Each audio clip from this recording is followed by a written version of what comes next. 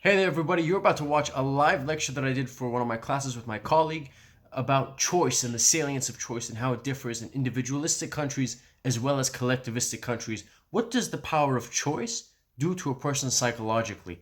Now, this is going to be a little bit different because this is a lecture style, so maybe it's going to seem a little bit more formal. I don't know if I'm going to keep doing these in the future just because I don't want it to be too boring for you guys, but I want you to get a little bit of a peek of what a live lecture looks like, what my classes are looking like, and this is going to give you a peep into maybe a little bit more of a academic talk as opposed to more of a casual talk that I present here. Regardless, enjoy the video, folks. Bye-bye.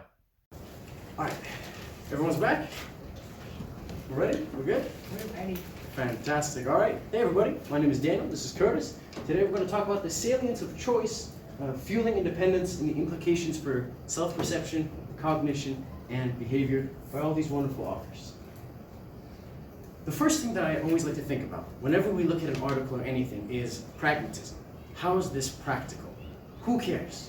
Why talk about this study at all? There's so many studies we can talk about. The reason why this matters is that choice is involved in our everyday lives. So this article really emphasizes the importance of choice in relation to our own psychological functioning. Now you're sitting there, and if you read the beginning of the article, it said things like, how could you choosing a certain toothpaste make an impact on you? Or choosing where to go on vacation?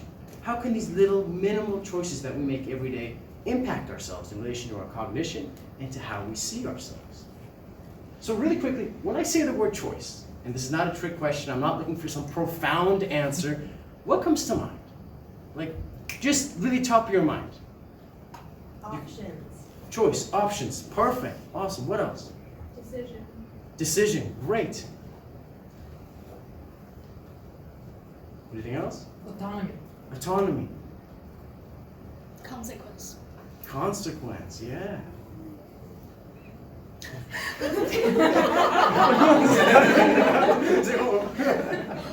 No one said. What was that? Presenting it. Yeah, exactly. So Presenting or not.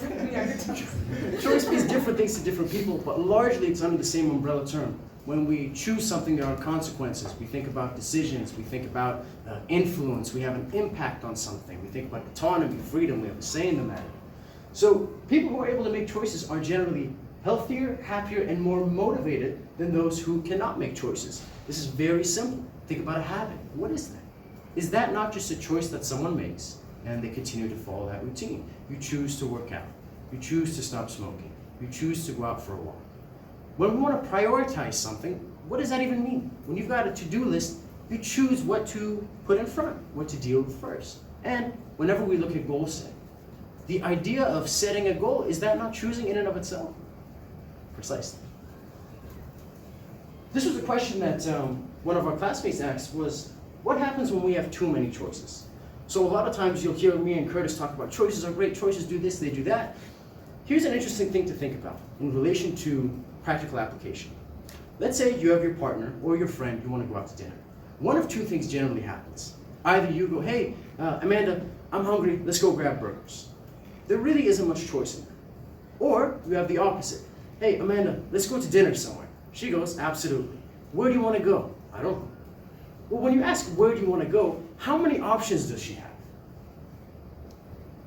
Unlimited? Exactly, unlimited. So now all of a sudden she's like, I don't know. Do I want takeout? Do I want to go somewhere? Are we thinking expensive? Do I have to dress up? Can I stay in my sweatpants? Like, what are we talking? Do I want something cold? Do I want something warm? So one way to kind of get around this was, if you tell your partner, look, let's go out for dinner. Sounds good? Awesome. Do you prefer seafood, burgers, or pizza?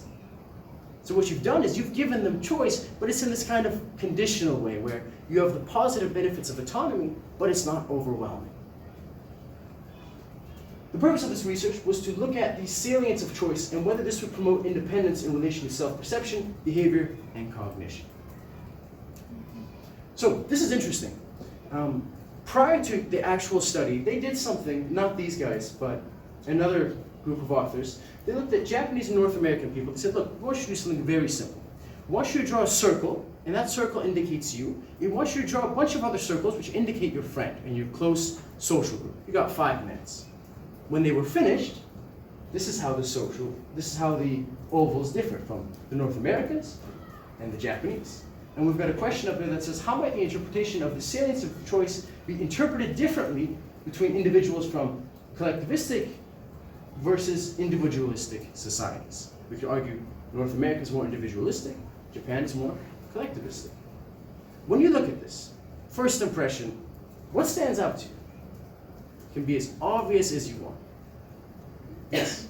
In the collectivistic option, all the circles are the same size. Mhm. So maybe that tells us that they make decisions considering their importance at the same level as people around them, and that their decisions impact their relationships that way. Interesting, interesting. So they don't, when making decisions, they don't necessarily view their decisions as more important than the people around them? Is that kind of what you're saying? Yeah, like the people around them are of the same importance. Mm. Yeah. Good. Yeah, I'd agree with that. What do people think? Agree, disagree? An extra perspective? Because look, if a kid walked in here right now and said, this is a university class, this is a 400 level psych class, you've got this guy up here talking about the different size of shapes. I mean, who cares? But I think there really is something to, when we look at shapes, and the study will further elaborate, how do we view ourselves in relation to other people? In relation to self-inflation, in relation to, do we perceive ourselves as larger or more influential in some way? And that knowledge of, do we see a difference in how people see themselves in those different societies, keep that in the back of your mind, because we're going to get back to that. Here's something that I found that was probably the most interesting for me in the entire study. So check this out. The more independent choice increased in North America, the less concerned people became with income inequality. And the more their independent choice increased, people were more likely to victim blame. Good people of UVic. How are those connected, if at all? Just a guess. Why would people are thinking more about the value of independent choice, why would that make you less concerned about other people in relation to their economic inequality? They may feel that people made choices that led to them becoming poorer or a victim of crime. Sure, so you're saying if they see someone who's homeless, they go, well, I mean, that was your choice. You know, you made some bad decisions and it's your fault that you're homeless. I made choices and look at where I am. Yeah, exactly. Yeah. I think if you're consistently making independent choices just for yourself, you're like training yourself to not think about other people as you do it. And then when it comes to inequality, you're less likely to put yourself in the person's shoes and just say, well, they didn't make the right choices because we all make our own. Very interesting. Did everybody hear that? I didn't think of that beforehand. Because you're absolutely right. If I'm constantly thinking, what decision should I make? What are the consequences for me? And that's repeated. Now all of a sudden, when I'm starting to think about the bigger picture of my community, how much am I going to care? I'm going to say, well, you're an individual. You could have made your own choices. And I'm sure, folks, I don't have to elaborate too much for victim blaming, right? Someone says, you know, on the bus, these guys made some rude comments towards me. And the response is, well, look, it's your fault. You know, you were wearing that short skirt. You got to take responsibility. And they look at you and go, wait a minute, they made rude remarks towards me and that's my fault. So you can see that choice is not super clear. A quick overview of these studies. So what we want to look at is the salience of choice. So meaning, is it even available? Is choice even an option in the matter? In relation to expressing preference, values, beliefs, and the means for influencing the environment and other people. Study 1 and 2 will look at a sense of self as stronger or larger to the people around them. Study 3 will look at attention to independence, relevant stimuli. And studies 4A and 4B will look at expressing one's attitude and voice and the preference for environments that emphasize choice. So this is just a really quick surface level of what to expect. The first study we're looking at Singaporean participants, and we want to see if they represent themselves as a larger circle, like just what we saw earlier, after increasing their salience of choice. Study 2 does the same thing, except instead of being in Singapore, they do it in America. Study 3 looks at how participants would differ at detecting independence-related words after being asked to recall either choices or actions. And studies 4A and 4B looked at whether participants in the US, India, and Singapore would be more likely to express their opinions in organizations that emphasize and promote choice. So, does increasing salience of choice, does having recalling choice or having an opportunity to choose make people in Singapore engage in self-inflation? Now, Daniel, how do we measure self-inflation? We do the exact same cool little oval circle-y thing. That sounded very scientific. We do the oval circling thing in that we go, look, we want you to draw yourself in that oval in relation to people around you. And if that oval is bigger than the people around you, we can measure the diameter in centimeters. And then we can see, oh, maybe if you have a larger circle, like we saw in the North American group, what does that tell us about the large circle in relation to the others? So if your circle is significantly larger than the others, we're going to guess there's some self-inflation involved. Method. Before I go on, if at any point you get lost, if I get too excited and I speak too fast, let me know, stop me. I love answering questions, okay? If you get lost, just say, help, I'm lost. Good? Perfect. So, there were 161 people in this study. There's all that fancy information up there, but this is all you have to know. They took this group of people, they divided them in two. They said, look, we're going to ask one group about 3 actions that they engaged in yesterday. So let's say if we were to split this classroom in half. Everyone over here, I'd say, look, what are 3 actions that you engaged in yesterday? One in the morning, one in the afternoon, one in the evening. And I ask you to recall. This side of the classroom, I say, look, what are 3 choices that you made yesterday? One in the morning, one in the afternoon, one in the evening. That wouldn't be random, Sam. Just saying. Oh, okay, right, all right, because I know. Let's say I don't. Good catch. So I don't know, right?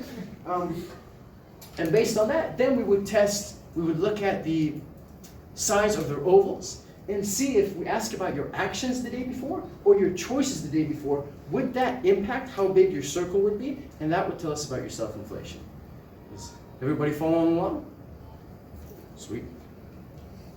So, this was the results. On the bottom, we've got the control condition. On the right there, we've got the choice condition. So these are people who were asked to recall actions. That was people who were asked to recall choices. Over here, the y-axis is the distance of the diameter. So the larger it is, the bigger circle it was.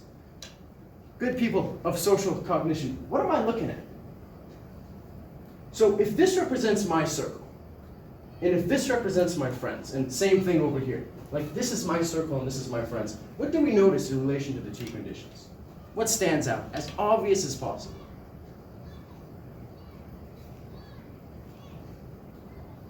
Yeah. A lot more self-inflation, more choice.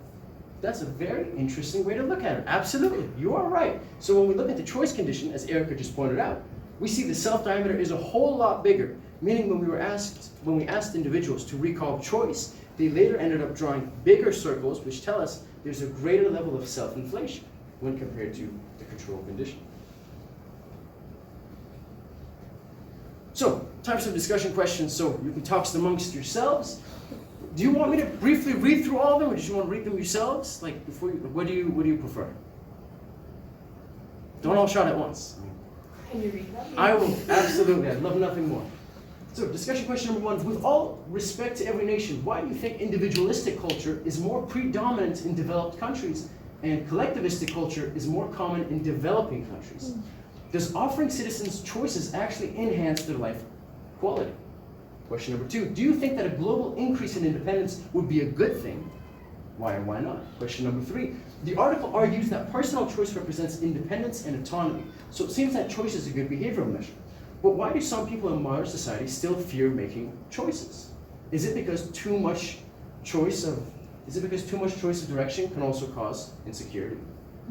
And the final question, this study demonstrates the power that choice has in reinforcing our sense of independence and self. Given this, do you think that we as humans are likely to trick ourselves into attributing certain events in our life to choice in order for us to feel more independent?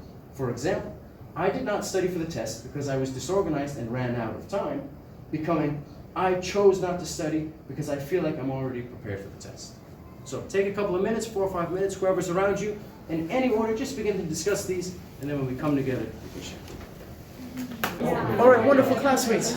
We are ready to hear your opinions and your perspectives and whatever came to mind. As always, we're not hearing for like this one and only profound answer, just your perspective, your opinions, what came to mind. I'm sure you discussed things that didn't even cross my mind. So whichever one you talked about, whichever one that was most exciting in your conversations, by all means, I'd love to hear. Yeah. With the second question, in terms of people saying, would independence be a good thing?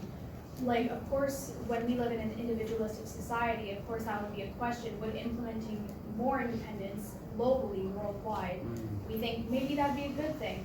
But then that's also negating or not recognizing how people from collectivistic societies would think. They think in a certain way, they might have different ways of doing things, and to think that bringing independence in would increase their quality of life. It's kind of saying that the collectivistic culture isn't as good as individualistic. That's a very good point. So you're saying just because, let's say, they do it one way here, that doesn't mean everybody should do it the same way. Exactly, yeah. Just because one place is successful with it doesn't mean that the entire world might be. Sure. So very good point. Yeah.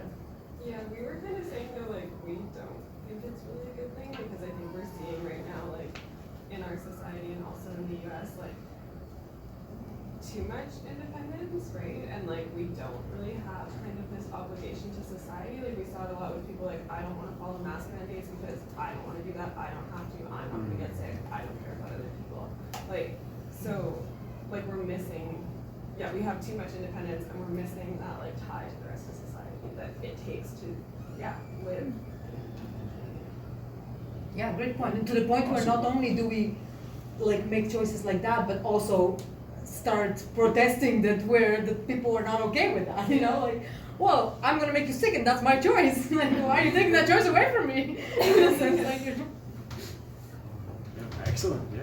Yeah, we also had a impassioned discussion around question 2, because, as was mentioned, like, both independence and collectivist cultures have benefits, and like, independence allows me to be a gay person. You know, like, in some collectivist cultures you couldn't be. Unfortunately, we also see that in independent cultures you also can't be in some places. But and so just like, but at the same time, with like pandemics and climate change, global initiatives, you need to have the ability to collectively work towards things. And so we're just kind of like, there's just a narrow middle ground where it's like, have independence over some aspects of your life, but you need to be able to collectively function together. Yeah, definitely. Cool. I see what you're saying. I think there's a theme here in that we understand the necessity for choice and independence. But if we start doing it one over the other, like it can only be this, it can only be that, then we're going to inevitably find ourselves in consequences like that, the mask thing that we were talking about. Yeah, absolutely. Any other thoughts for any other questions? Yeah. We were talking a little bit about how like individualistic cultures versus collectivist culture doesn't necessarily mean like choice versus absence of choice, but necessarily like a difference in the weighting of choice. Like, it's not that you don't have choices in a collectivist culture, just that how you culturally weigh them is different than how we would culturally weigh them in an individualistic culture. Yeah, that makes 100% sense. I'm really glad you said that. Like, it's not like, do you either want choice or no choice at all? They both have choice, but it's different. It's very different. Yeah, absolutely. We have, yeah. I just want to build upon that. I think it's also the framing of what is a choice, right? Like the last question of like, oh, I ran out of time, or like, I'm choosing not to study. And I think just in collectivist cultures, they view different things as choices than we do. They're Yeah. still making choices, they're just, wouldn't be what we frame as a choice. Sure. What's the choice to one person might not be, they might not look at it the same way. Yeah. Absolutely. Do we have one last one? Yes. Yeah? Good to go for it. Yeah, okay, we talk about number 4. And we'll also try to find some reason to explain our choice, because maybe we already know the consequence is bad. So we try to persuade ourselves, don't blame myself. Try to escape this bad feeling, try to feel better. So Sure. maybe we can take responsible for the consequence. So we will try to find the reason to explain it. Yeah, that's a really good point. Like, because it's, if you start looking at choice, and well, if I chose it, then who's to blame? I guess it's me. So then I take the burden of responsibility, right? Absolutely. If you folks have ever crossed words such as like self-help, self-improvement, all that stuff, it's rooted in a lot of take responsibility, you know, take ownership. It's all your fault. Don't be a victim. And I think it's interesting when you see that in relation to, let's say, someone who's in an abusive relationship, and maybe they think that they have a choice, or that something's their fault that actually isn't their fault. And they carry a burden that is too heavy to carry, and frankly, they shouldn't be carrying it in the first place. So absolutely, well said. For the sake of time, I'm going to keep it going. Study 2 was almost exactly the same. This is the only difference. The implicit measure was slightly different, and it took place in arguably the greatest country on earth, our neighbors, the United States of America.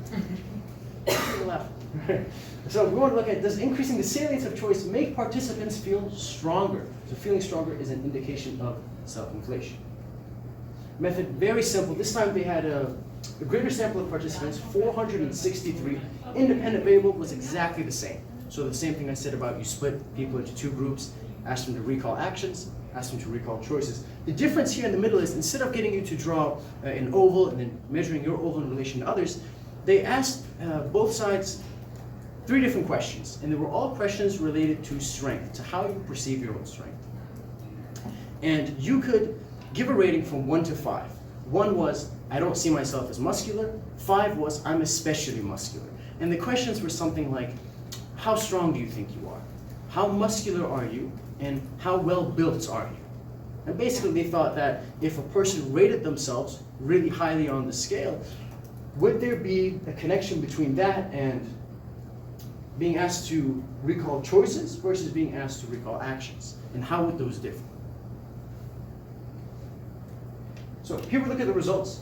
Here, this number is just looking at perceived strength. So the higher a person is on here, the higher the bars are, the more stronger they perceive themselves. Over here we've got people who are in the choice condition. Over here we've got people who are in the control condition. Choice was you were asked to recall choice. Control was you were asked to recall your actions. So what you can tell from this is that people who were asked to recall choices, who were then questioned, how strong are you, how muscular are you, they perceived themselves as stronger than the group that had to recall their actions.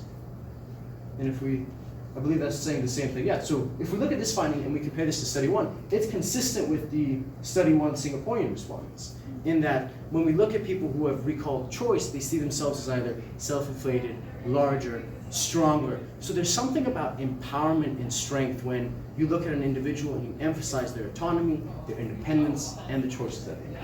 And increasing the salience of choice led to a sense of self-inflation. Yep, consistent with previous research that link a sense of independence to strength. I hope you enjoyed the video, folks. Again, I want to emphasize the importance of allowing individuals to choose and how that differs the way that they see themselves and their self-concept. If you look at a philosophy like existentialism and its theoretical practications, what happens when you emphasize and go, look, you are not this passive being who just floats among your day. The choices that you make every day, they have an influence, not just on yourself, but on the people around you. It's not like the environment influences you. You influence your environment and the environment influences you. It's a back and forth. It's an interaction between the two. And how can emphasizing the importance of choice maybe bring more control to an individual's life and further motivate them to get better, to get out of that hole that they've dug themselves in, and hopefully move to a happier and healthier lifestyle. Thank you so much for watching, everybody. Take care.